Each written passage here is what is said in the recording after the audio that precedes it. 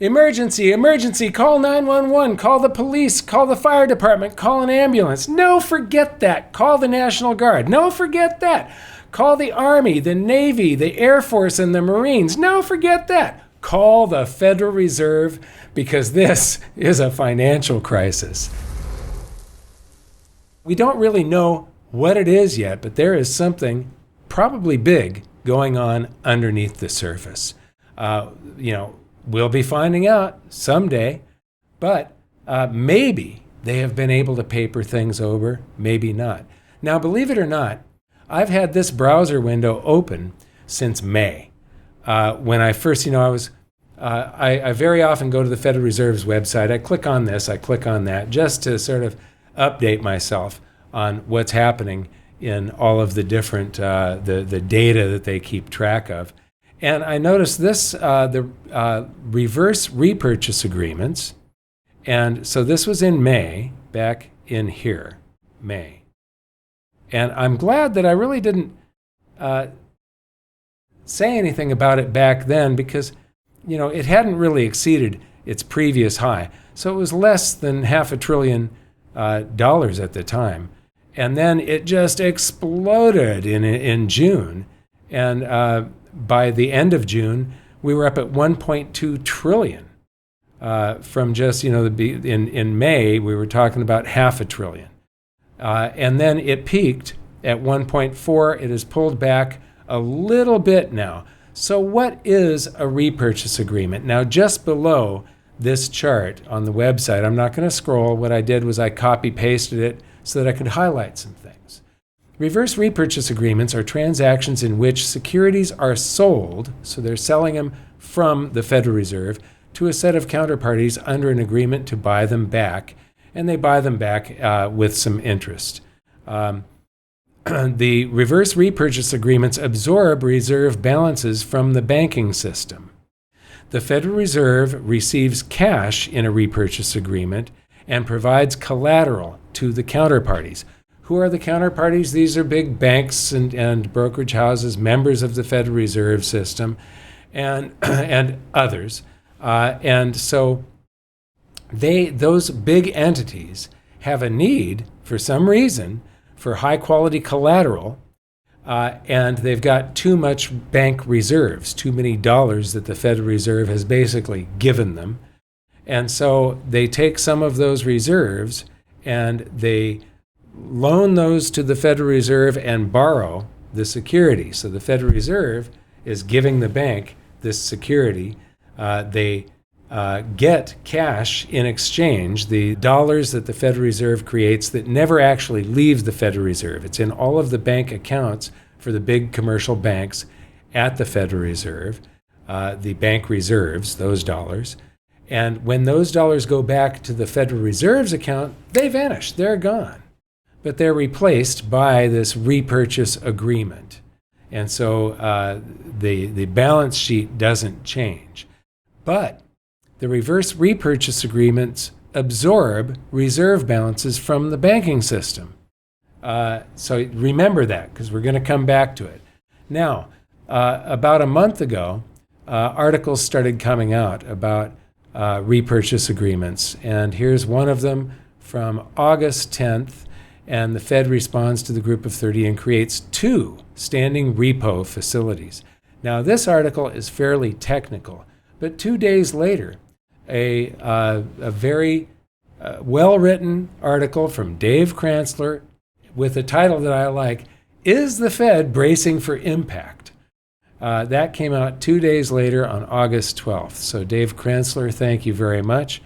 Anyway, in this article, he says that Wall Street on Parade read through the Fed's annual report for 2020 and discovered a direct correlation between the Fed's deployment of large repo operations, which precedes the onset of a financial crisis.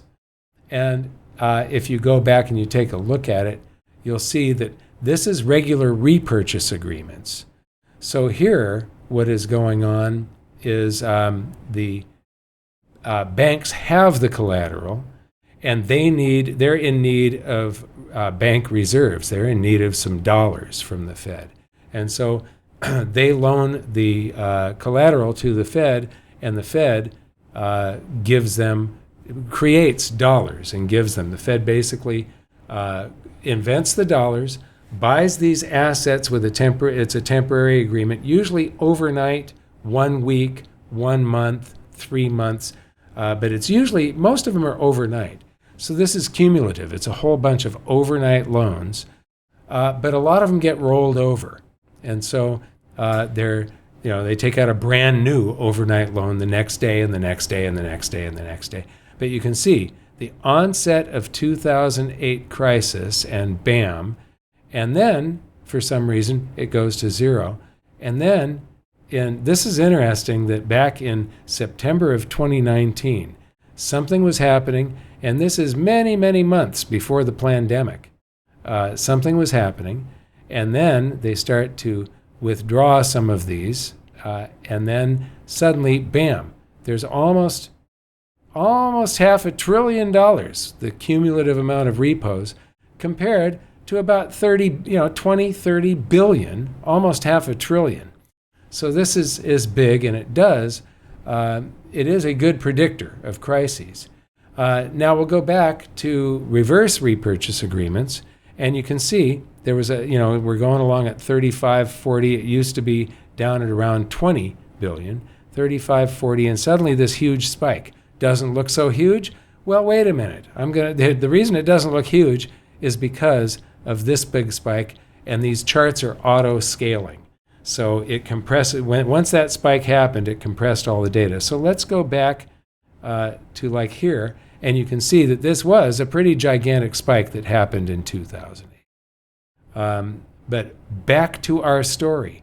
So we've got, I started watching this in May, and then it just absolutely exploded and peaked at 1.4 trillion. Now the difference between, it was down at about 200 billion right here. So you're at 0.2 trillion, and you go to 1.4 trillion. So there's $1.2 trillion difference between here. Now remember, reverse repurchase agreements absorb reserve balances. Remember that. It should be draining reserve balances. So let's check this out. Okay, here's the St. Louis Federal Reserve monetary base, and this goes all the way back to January 1918. I just love this. But wait a minute. It stops in November of 2019. Last updated December 13th, 2019. Discontinued. All of these different data sets are being discontinued. Why? This chart here always gave me the ability to compare what's going on right now with what was happening during World War II and the Great Depression and the crash of, here's 1929, the Great Depression, and then World War II, December 7th, 1941 is when we got into it. And we actually landed troops in Europe about there. And so this is what happened in World War II. But it gave me the ability to compare these things. This was extremely useful data for everybody that writes about economics. What have they replaced it with? The same exact thing. They didn't need to replace it, but now they've gotten rid of all the data before 1959. So you can no longer compare it to other big national crises, emergencies. But you can see the explosion, and then we want to go to March, because it was since March of 2021 that the Federal Reserve has done these reverse repurchase agreements and absorbed all of these reserve balances, right? They're supposed to have absorbed $1.2 trillion worth of reserve balances. But what I see here is more than a $200 billion increase in reserve balances.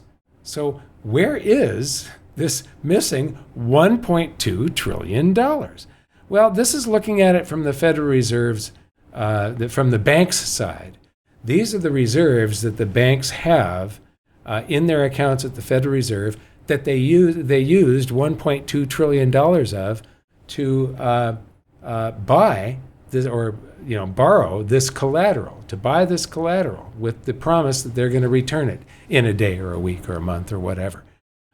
So it didn't come from there. So where else could it have come from? Well, let's look at the Federal Reserve's side of the equation instead of the bank's side of the equation.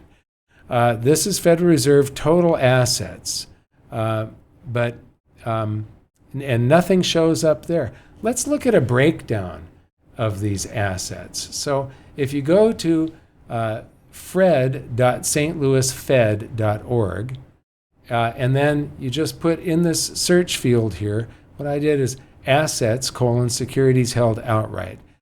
Because all of the assets, the securities that are on the Federal Reserve's website, on their balance sheet, are titled this way at the beginning, and then after that second colon is whatever the asset is. So here we've got U.S. Treasuries and mortgage-backed securities and stuff. So first, let's take a look at the real short-term paper.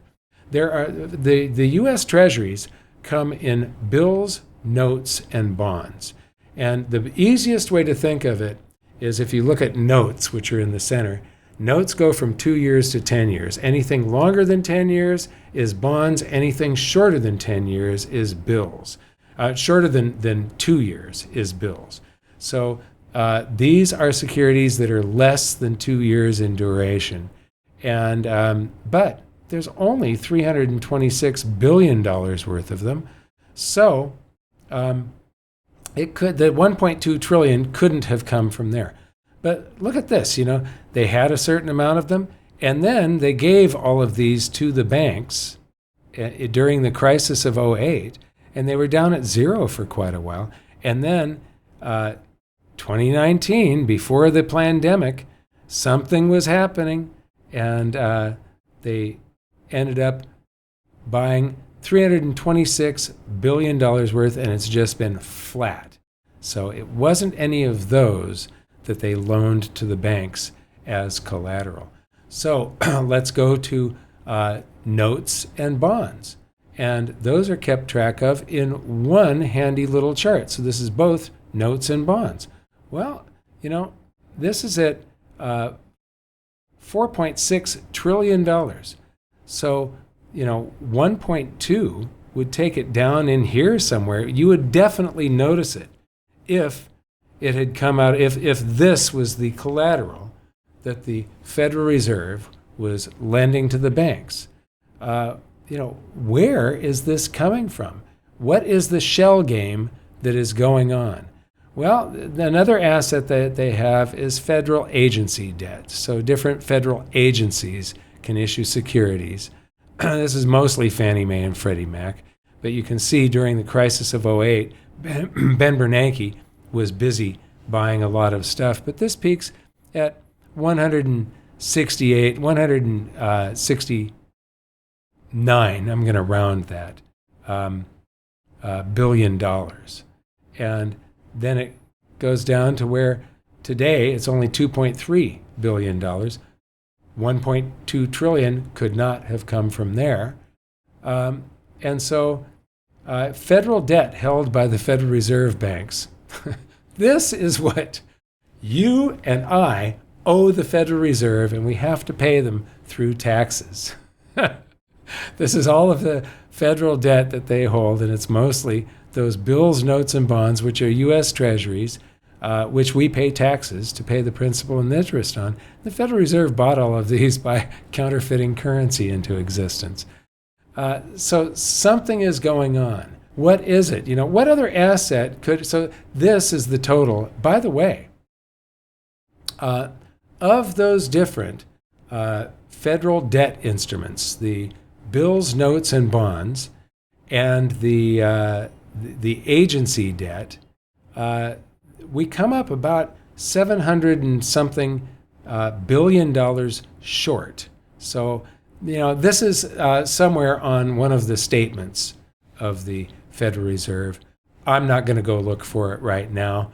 It isn't pertinent to the point that I'm trying to make. But there's something going on behind the curtain, and there could be something coming as a surprise, hopefully, I'm hoping they will paper it over. Everything will just continue on like it is, because when the crisis comes, it's going to be horrific, and it doesn't matter now if they've papered over more and more and more, and it's built up more and more energy. We're at a point, I believe, of no return.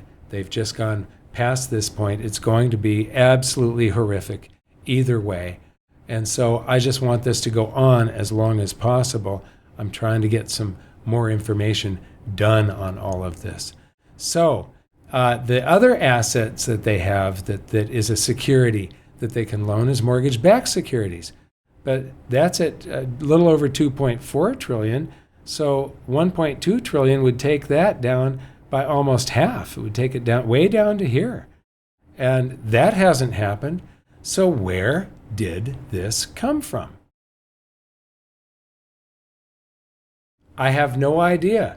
But something is up. Something is brewing.